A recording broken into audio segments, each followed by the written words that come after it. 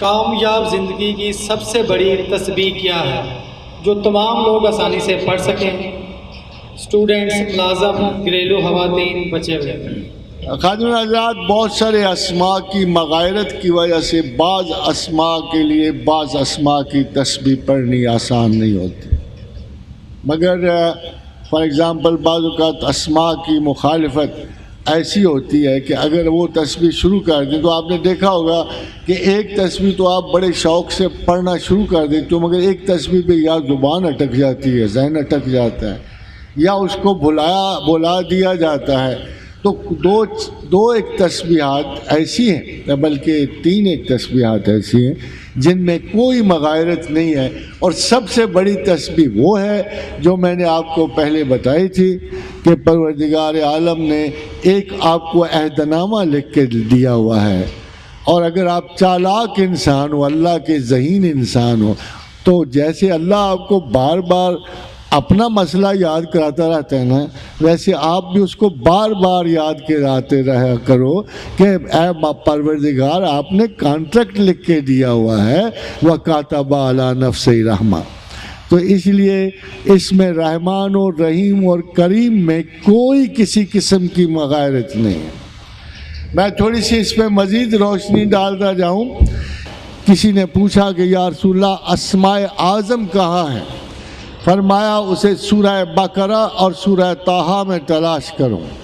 تو سورہ بقرہ اور طٰہٰ میں صرف دو بڑے اسماء ہیں، دو بڑے، ایک اللہ لا الہ الا هو الحی القیوم، اور ایک اسم ہے وَإِلَٰهُكُمْ إِلَٰهٌ وَاحِدٌ لَا الہ الا هو الرحمن الرحیم۔ دونوں اسماء ایک جیسے نہیں ہیں۔ وہ زیادہ ذہین آدمی ہوگا، اللہ میاں پر پریشر ڈالنے والا، تو دونوں کی تسبیح شروع کر دے گا۔ آپ بھی تو آخر کچھ نہ کچھ فائدہ عقل سے اٹھایا کرو۔ ایک اسم انتظامی ہے، ایک اسم تعلیمی ہے، دونوں میں 8 مناصب ہیں جو اللہ نے جنرل ان کے فنکشنز بتائے۔ اگر آپ اللہ کے اس نام میں فنکشن دیکھو، اللہ لا الہ الا هو الحی القیوم، تو حی القیوم اس لیے ہے کہ لا تاخذہ سنۃ ولا نوم، ایڈمنسٹریٹو اسماء ہے، اسے نیند نہیں ہے، اونگ نہیں ہے۔ اسی طرح آپ اس کے تمام آیت الکرسی میں دیکھو گے تو ان تمام میں وہ فنکشن ہے جو کسی ایڈمنسٹریٹر کے ہوتے ہیں۔ جاسوسی کا نظام ہے، ہر چیز کی انفارمیشن اس کے پاس ہے، اجازت وہ بخشتا ہے، معافی وہ دیتا ہے، من ذا الذی یشفع عنده الا باذنہ، بغیر اجازت کوئی ریکمنڈیشن نہیں چلے گی، جس کو اجازت دے صرف وہی ریکمینڈ کرے گا، اور وہ اپنی تمام مخلوقات کی حفاظت سے بے خبر نہیں ہے، اور وہ اس نے اپنے علم سے تمام چیز کو گھیرا رکھا، اس کا انفارمیٹری پروسیس مکمل ہے۔ nobody can dodge him, nobody can overgrow his intellect, nobody can forego his decision۔ یہ تمام انتظامی معاملات۔ اب آپ دوسرے اسم کو آئیں تو آپ کو حیرانی سے واسطہ پڑتا ہے کہ وہ تخلیق ہے ساری کی ساری۔ 8 امور ہیں، انہیں امور ثمانیہ کہتے ہیں، اور تمام کے تمام تخلیقی ہیں، سائنٹیفک ہیں، نالجبلٹی کے ہیں۔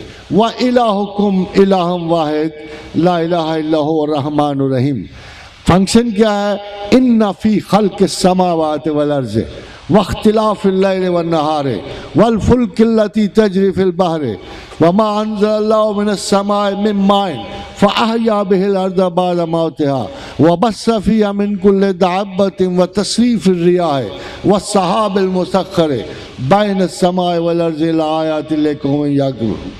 اگر آپ غور کریں تو ان تمام کوالٹیز میں تخلیقی پروسیس ہے۔ زمین و آسمان کی تخلیق، آبادی کی افزائش، اس کا پھیلاؤ، یہ انڈر رولز ہے، یہ انڈر رولز ہے۔ تصریف الریاح انڈر رولز ہے۔ اسی طرح والسحاب المسخر کشش ثقل سے ہیں۔ یہ تمام کے تمام تخلیقی اسباب ہیں۔ سائنٹیفک اوریجن اللہ تعالیٰ کی علم و حکمت ان میں سمٹتی ہے، ان میجر ہیڈز میں۔ یہ دونوں اسماء اعظم سمجھے جاتے ہیں، ایک کی نوعیت اور ہے اور دوسری کی نوعیت اور ہے۔ اس کے علاوہ جو باقی یہ دونوں اسماء ہر شخص پڑھ سکتا ہے، جب چاہے پڑھ سکتا ہے، ان پہ کوئی مغایرت نہیں۔ انفیکٹ اگر آپ غور کرو تو حضرت سلیمان کو تصریف الریاح بخشی گئی، حضرت سلیمان کو تسخیر سحاب بخشی گئی، تسخیر جنات بخشی گئی انڈر دی رولز۔ اگر تھوڑا سا آپ غور کرو تو حضرت سلیمان کو کون سا کلمہ اللہ نے عطا کیا تھا، اس کا سراغ ہمیں قرآن سے ہی ملتا ہے، اِنَّهُ مِن سُلَيْمَانَ وَإِنَّهُ بِسْمِ اللَّهِ الرَّحْمَٰنِ الرَّحِيمِ۔ یہی کلمہ تھا جو حضرت سلیمان کو عطا ہوا تھا۔ رسول اللہ صلی اللہ علیہ وسلم کا ارشاد گرامی ہے کہ میرے بھائی سلیمان کو بسم اللہ الرحمن الرحیم خصوصاً بخشی گئی اور میری امت پہ عمومیت سے عطا کی گئی۔ یہ دونوں بڑے کلمات الہیہ ہیں اور دونوں ہی کلمات افضل ترین کلمات ہیں۔ باقی اسماء جو ہیں ان کو اسسٹ کرتے ہیں، ان کی خدمت پہ آمادہ ہوتے ہیں۔ اور یہ اگر آپ میں سے کوئی بھی پڑھنا چاہے، کسی صورت میں بھی پڑھنا چاہے، تو یہ بڑے اسماء الہیہ ہیں اور ان کے لیے تو کسی کی اجازت کی بھی درکار نہیں ہوتی۔ باقی دو تسبیحات ایسی ہیں جو اللہ کے رسول کی ان کے پیچھے خاصی گہری کامنٹس موجود ہیں۔ ایک دفعہ حضرت رسول اکرم صلی اللہ علیہ وسلم جب اونٹ پہ جا رہے تھے اور حضرت ابو موسیٰ اشعری سلیمان بن اشعث ان کے پیچھے تھے، تو آپ نے پوچھا کہ کیا پڑھ رہے ہو؟ ابو موسیٰ کیا پڑھ رہے ہو؟ فرمایا یا رسول اللہ میں لا حول ولا قوت الا باللہ پڑھ رہا ہوں۔ ہمارا ابو موسیٰ 99 مصائب اس سے دور ہوتے ہیں، 99 مصائب اس کلمہ سے دور ہوتے ہیں، اور سب سے چھوٹی مصیبت غم ہے، اور سب سے چھوٹی مصیبت غم ہے، اور اس کو سوچ سمجھ کے پڑھنا لازم ہے۔ ہم تو اسے صرف شیطان کو بھگانے کے لیے پڑھتے ہیں، مگر دراصل یہ تصوف میں اعلیٰ ترین کمٹمنٹ ہے، جب انسان اللہ سے وعدہ کرتا ہے کہ نہ میری کوئی قوت نہ میرا کوئی ارادہ، جو کچھ ہے میرے اللہ تیرا ہی ہے۔ اور جب آپ اپنی قوت اپنا ارادہ رضاکارانہ طور پہ خدا کے سپرد کر دیتے ہو تو پھر اللہ سے یہ امکان ہی نہیں ہے کہ وہ آپ کے لیے بھلائی اور بہتری کے اسباب جمع نہ کر دے۔ دوسری تسبیح خواتین و حضرات، اللہ کے رسول نے جب ایک طرف سے آپ گزر رہے تھے تو دیکھا مسجد کے باہر ایک صحابی تسبیح پڑھ رہے تھے۔ پوچھا کیا پڑھ رہے ہو؟ فرمایا یا رسول اللہ یا ذل جلال والاکرام کی تسبیح کر رہا ہوں۔ فرمایا مانگ، اس نام سے اللہ دیتا ہے، مانگ اس نام سے اللہ دیتا ہے۔ یا ذل جلال والاکرام کے اسم گرامی سے اللہ دیتا ہے۔ اجلت اگر آپ نہ کرو، 4 دن پڑھ کے غفلت نہ کرو، تو یقیناً اللہ اس نام کے عوض دیتا ہے۔ ہم جو انسان کے بارے میں اللہ نے بنیادی بات کہہ دی کہ بہت اجلت پسند ہے، یہی آپ حال استادوں کا کرتے ہو، یہی پیر و فقیروں کا کرتے ہو۔ ایک پیر فقیر سے دعا منگوائی، پوری نہیں ہوئی، اس کو چھوڑا، دوسرے پیر کے پاس چلے گئے۔ آپ پروفیشنل مریض ہو چکے ہو اور وہ پروفیشنل پیر ہو چکے ہیں۔ اب چیزوں کا ثواب کہاں سے اور فائدہ کہاں سے ہو؟ اور پھر اللہ بڑی اچھی طرح جانتا ہے۔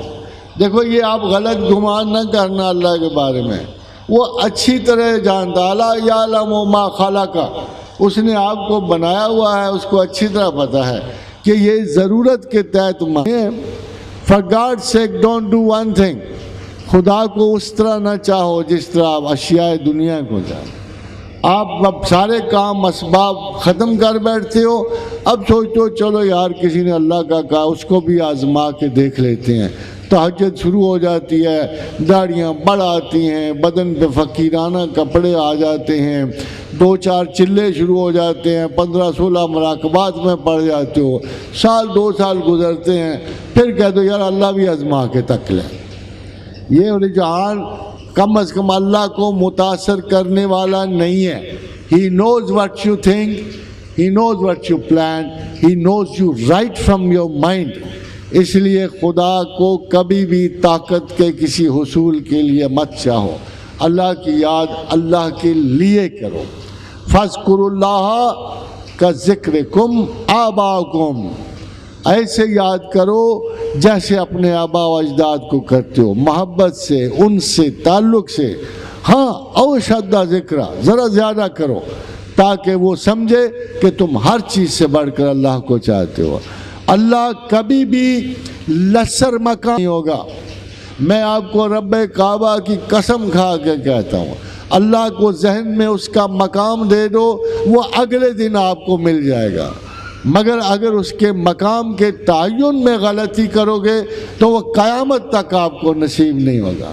کیا عجیب بات ہے کہ پہلا سانس وہ دے، آخری سانس وہ دے، ماں باپ وہ دے.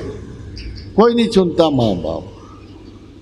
ہاں مال حسب نسب وہ دے، رزق وہ دے، تعلیم وہ دے، رشتے ناتے وہ دے، جاب وہ دے، عزتیں وہ دے، عمر آخر وہ دے.